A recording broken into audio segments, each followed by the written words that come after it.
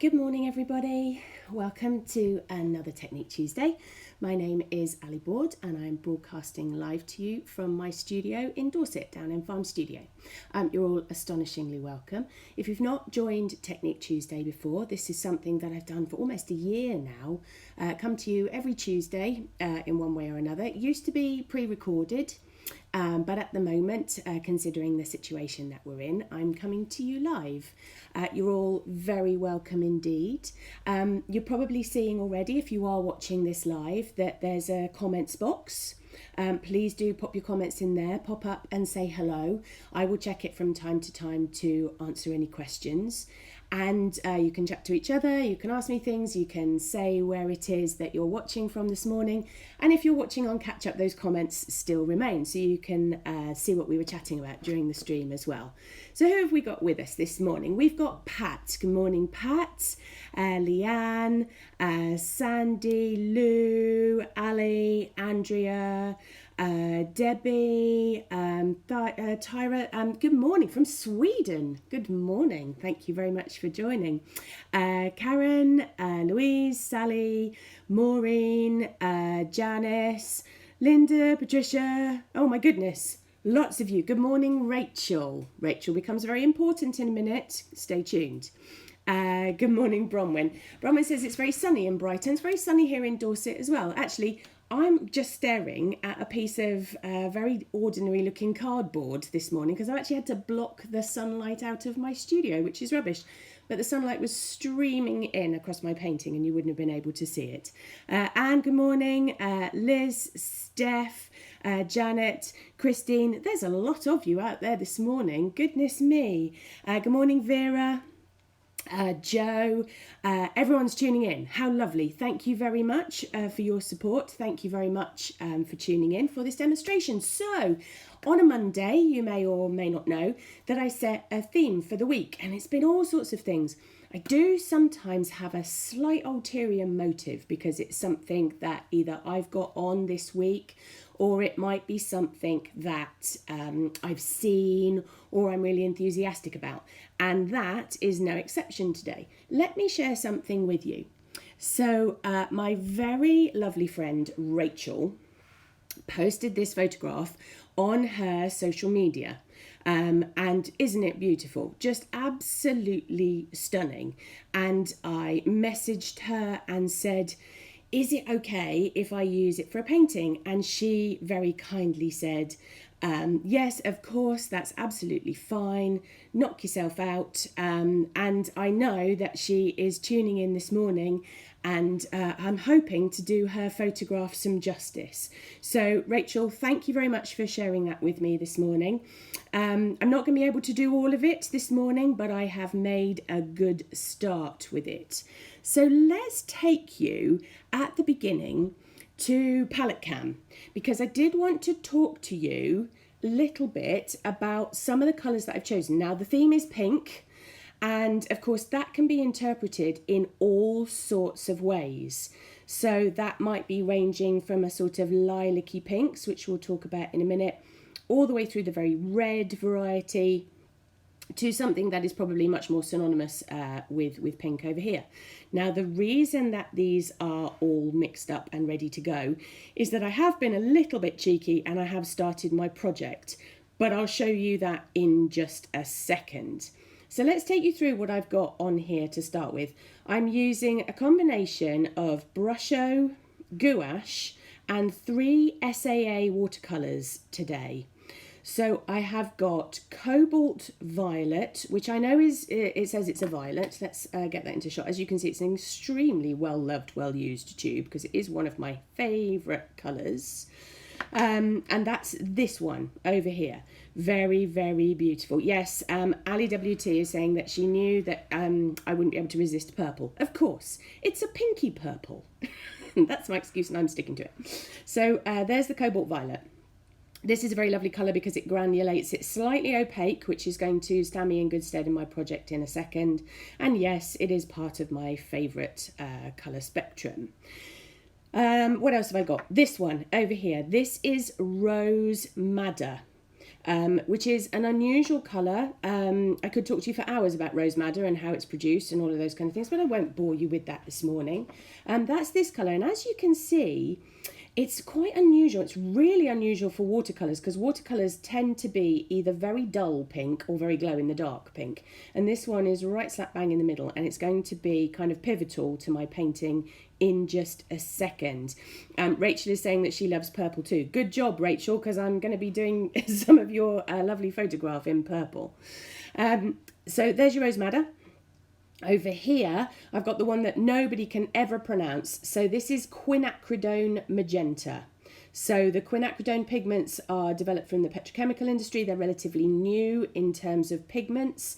And as you can see, that one is super strong and super bright. So those are my colours squeezed out in my palette, ready to go. And then over here, because I did do a little bit of preparation ready for today, we've got some of them mixed together. So this was the quinacridone magenta with just a little bit more water because I needed it to be paler. And the same again, so even paler still. Over here in the middle was a combination of the rose madder and the cobalt violet together to make a slightly duller pink for my shadows. And then over here I have got the white gouache. Now it's not as white as it was yesterday, but that is because I'm using it for highlights and various other things. And then a few other bits of equipment that you might recognise. I've got my lovely SAA imitation sable brushes here. I have got my bamboo coffee stirrer, which you can see has already been covered in Brusho. And yes, I couldn't resist it today. I got the Brusho powders out. And this one is a alizarin crimson. So this might not be a colour that you've come across before in the Brusho. This is the closest that Brusho do to a pink. There's an ordinary crimson, but that's quite red, as daft as that sounds. The alizarin crimson is much more pink. So let's share with you where my painting is so far. So here is what I have prepared already this morning. Debbie is saying auto captions can't handle quinacridone magenta. Yes, goodness only knows what the captions are saying. I'll have a look back later and see what it says. I can see that you're loving the colours and you're liking the combinations, and we're really going to town with our pink theme at the moment. So here is the painting so far. Let me just remind you of the photograph that I'm doing it from. So all those beautiful petals and the folds in the petals and looking at the shadows and the highlights, all of those types of things. So it's a proper challenge this morning. Let's go back to my overhead shot.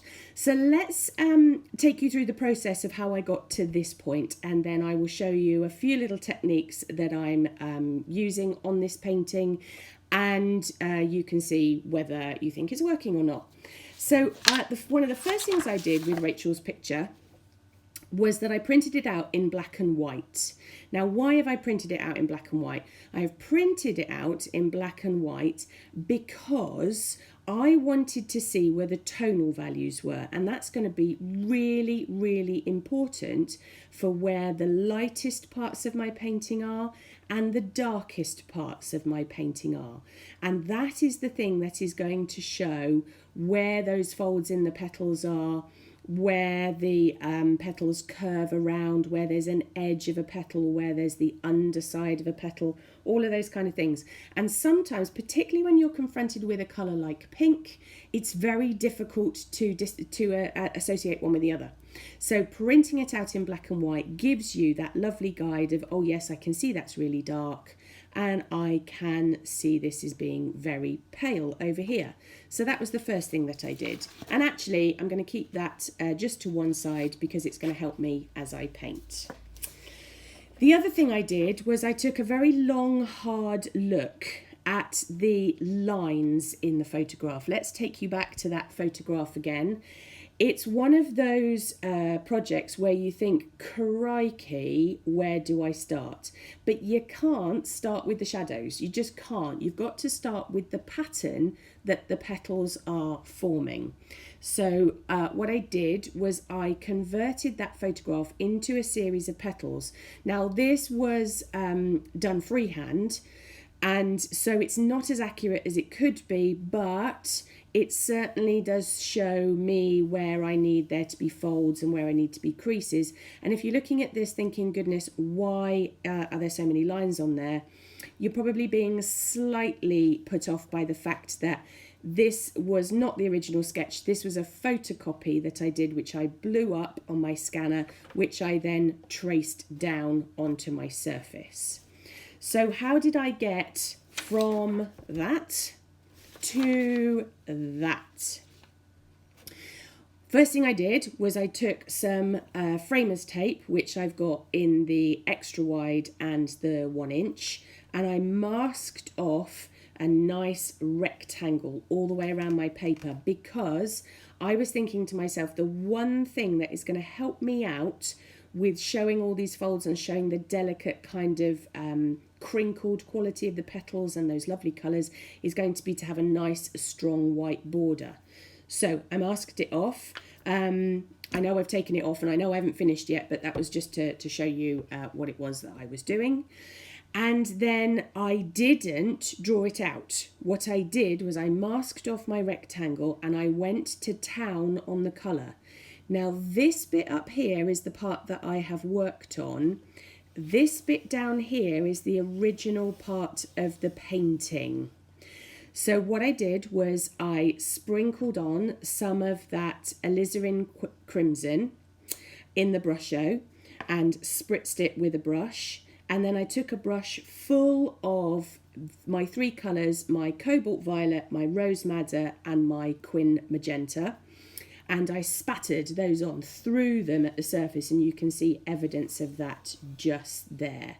Here you've got kind of more paper showing and a little bit of the brush show and a tiny bit of the spatter, but over here, and it was just at random. I genuinely didn't think I want this bit to be lighter and I want this bit to be darker. It was just how it came out. Then what I did was start to work back at looking at my lights and my darks. So here's my photocopy again, and you can see that my shapes are slightly different because I did do it freehand.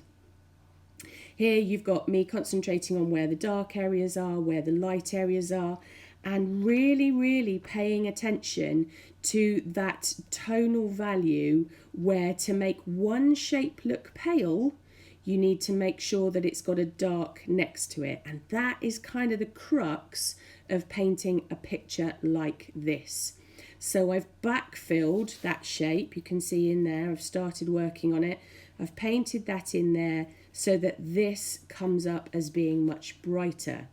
And I've used combinations of my colours so that it all remains very harmonious. So what I'm going to do is I'm going to pull my palette over to the side of me, and I'll share with you, because this is not a painting that happens quickly. We would still be here very late this afternoon if you were just sitting watching me do it in real time. I'm going to show you just a section of it, so hopefully that will help you on projects that are similar for yourself. So we've got bits of Rose Madder, bits of Cobalt Violet, all sorts of other things going on. It's going to take me a while to finish. This is quite a challenge for me. This is not the way that I usually paint. This is very careful and considered. I know that there are some of you out there that paint in a lot more detail than I do. So here's my challenge. Not only is it a challenging picture, it is definitely a challenge to paint. Now, why is it a challenge to paint? The reason it's a challenge to paint is because you need to do quite a lot of what is called blending out through glazing.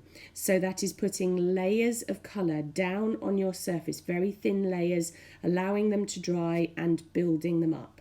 So I thought the bit that I would work on this morning is going to be this area down here. So don't forget, this is the first layer that I put on, and my pencil drawing went over the top of my colour. Pencil drawing didn't go down first, colour chucked on, then I did my line drawing on the top. So what I've got here is my pencil very faintly over the top. You can probably just about see that in the camera. And now I'm going to backfill some colour. So having a look at my photograph supplied by the lovely Rachel, I can see that the colour in here is quite a rich pink.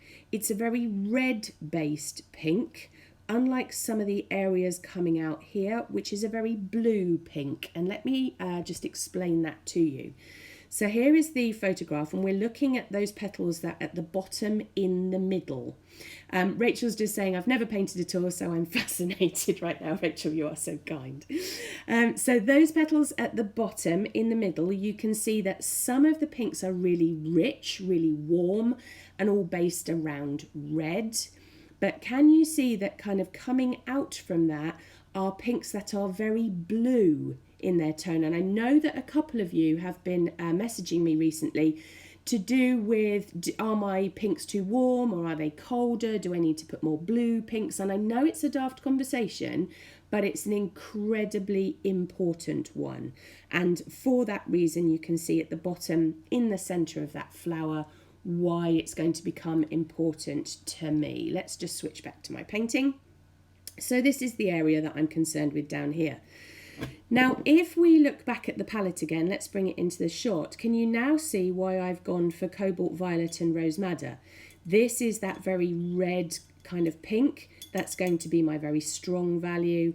And the Cobalt Violet here is my very blue pink, which is going to be the sort of colder version. So without further ado, let's get on with it. And like I said, we are going to be using a blending out technique. So for that, I need my kitchen roll in one hand. I've got my number 4, which is a very small brush for me, my number 4 Imitation Sable SAA brush, because it's got a lovely point on it and will hold lots of colour too. Those are the things in my hand. I've got a pot of water and I've got my colours in a pick and mix fashion in my palette. So let's start off with that Rose Madder.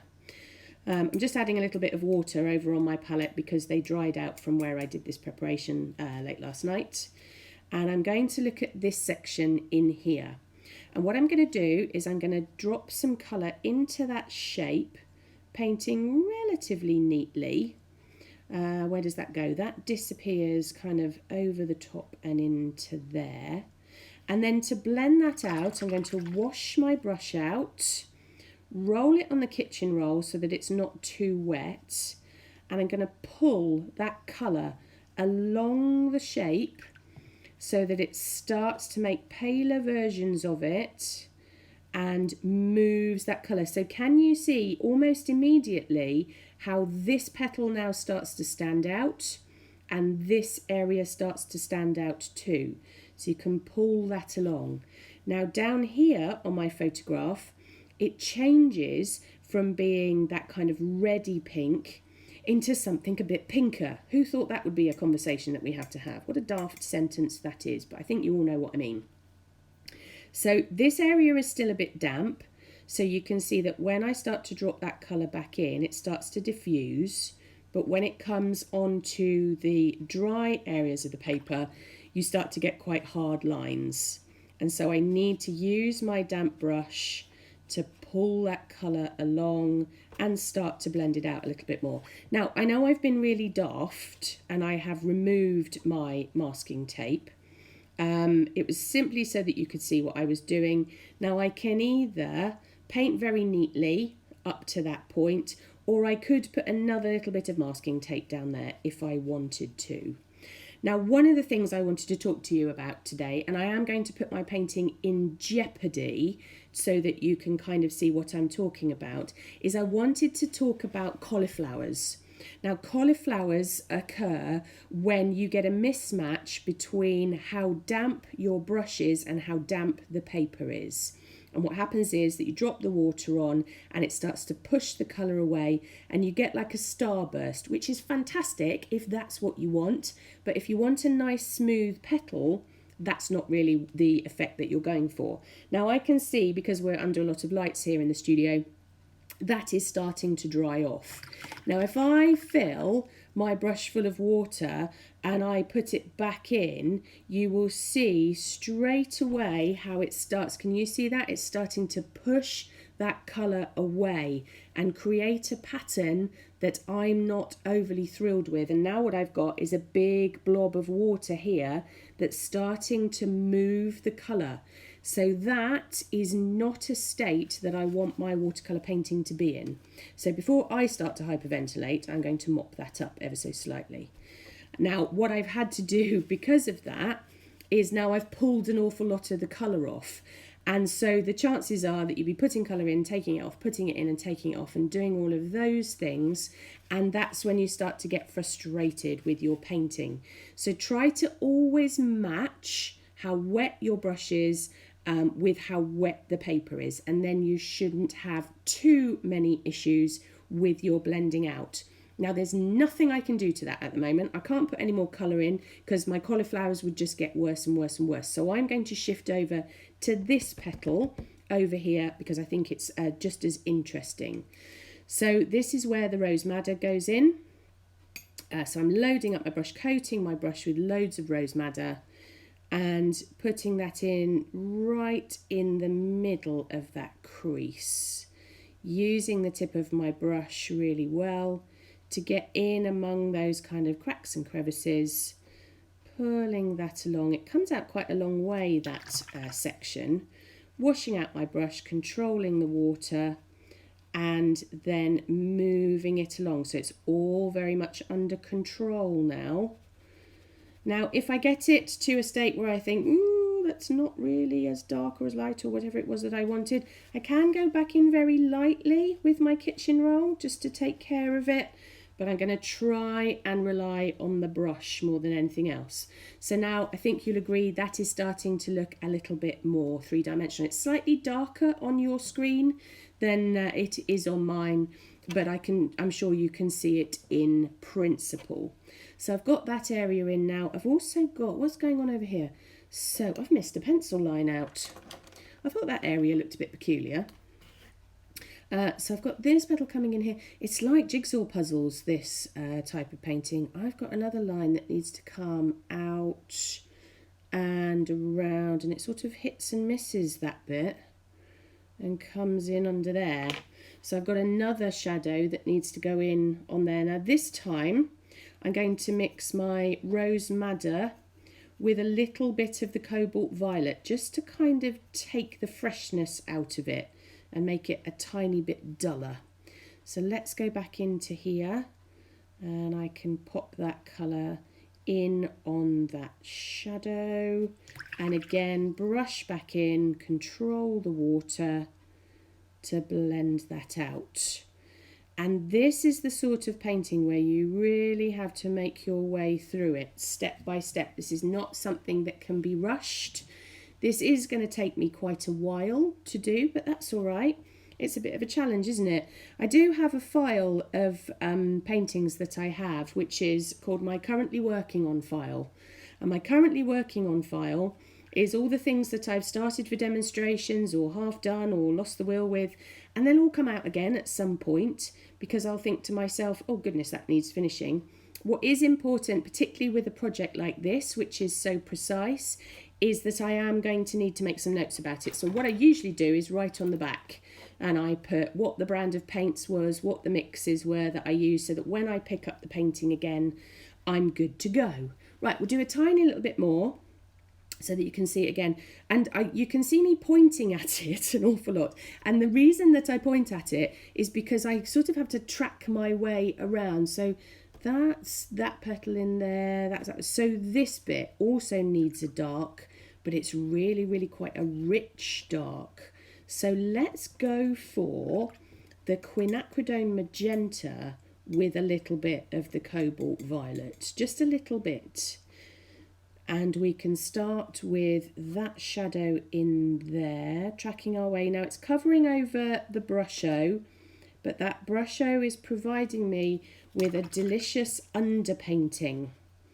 So I can blend that colour out, I can pull that colour away, and now I can start to really build on the shapes that I'm creating. And you can see right there where I've pulled that colour out into the brusho, the texture is now starting to take over, and you can blend one into the other, and it's kind of all the hard work done, which is obviously something that I enjoy doing immensely.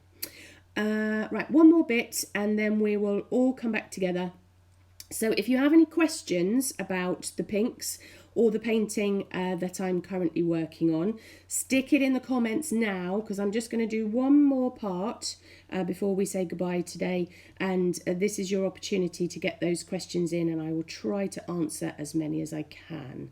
Actually, this one over here, that shadow is much more Cobalt Violet than it is anything else, so I'm going to use that colour.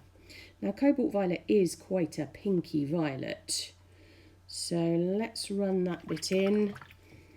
Tiny bit of water just to smudge that out and getting that colour moving. So hopefully you can start to see how the folds are occurring.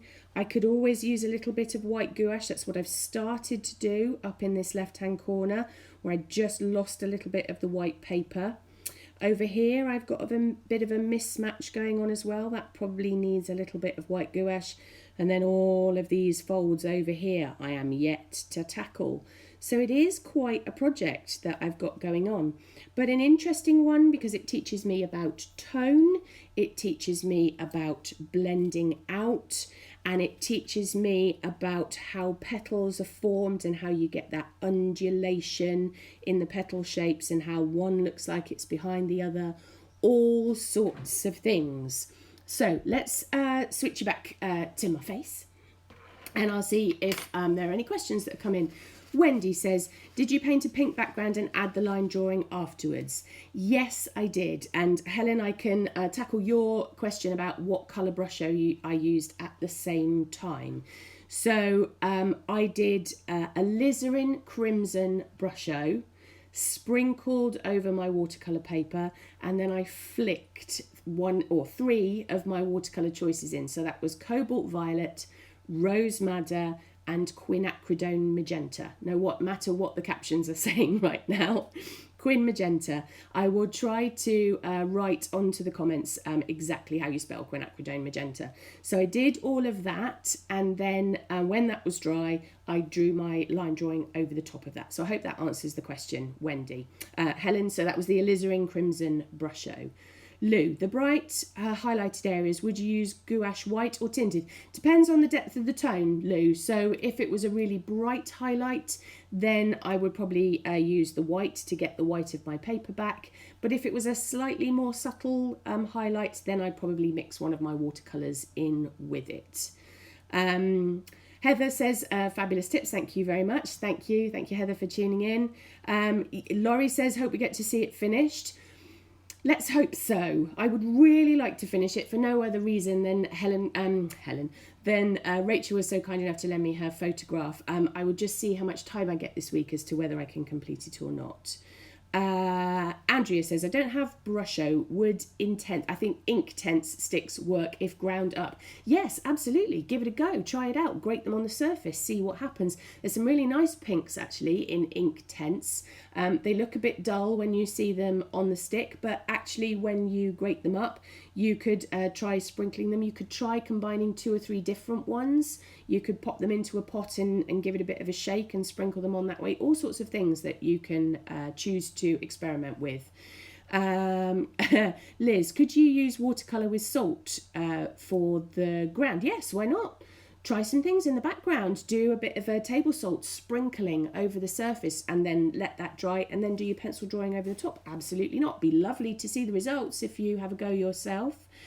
Avril, would you lift out to get back to white? That's a really, really, really interesting question, Avril.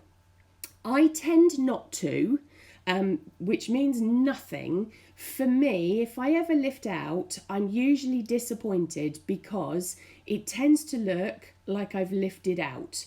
So I tend to use the other mixed media technique, which is to add some white back in, and that's usually gouache, because I find a lot of the other whites very harsh, and gouache has that little softness to it, which means you can still use your blending out techniques, and it looks very similar to the whole kind of atmosphere that you've got in your paintings. Andrew says thank you. Sandy says thank you. I love that you go through your thought process. It's fascinating. Oh, well, that's very kind of you. It's just the stuff that goes on in my head. Ali D is saying perfect technology today. Yes, the internet is entirely stable today, I'm glad to say.